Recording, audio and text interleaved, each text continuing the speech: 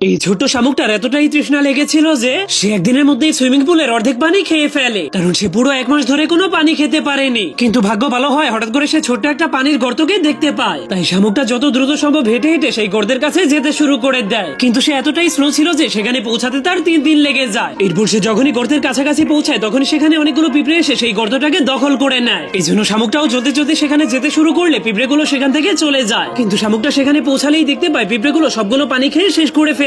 এই জন্য এক ফোঁটাও পানি না পেয়ে শামুকটার প্রায় কান্না চলে আসে। তখন পরিবেশ এতটাই গরম হয়ে গিয়েছিল যে সে প্রায় শুকিয়ে মরতেই বসেছিল। তখনই তার নজর একটা কাচের বোতলের দিকে চলে যায়। সেই বোতলে অর্ধেক পানি ছিল। শামুকটা আরো 3 ঘন্টা হাঁটতে হাঁটতে অবশেষে সেই বোতলের কাছে পৌঁছে যায়। কিন্তু বোতলটার মুখ অনেক উঁচু থাকার কারণে সে বুঝতে পারছিল না যে পানি কিভাবে খাবে। এই জন্য শামুকটা ধীরে ধীরে বোতলের উপরে উঠতে শুরু করলে তখনই একটা দুর্ঘটনা ঘটে যায়। সেই বোতলটা তার ভুলের কারণে পড়ে গিয়ে সবগুলো পানি মাটিতে পড়ে যায়, যা দেখে ছোট্ট শামুকটার মাথা একদমই খারাপ হয়ে যায়, কারণ সে এখনো 1 ফোঁটাও পানি খেতে পারেনি।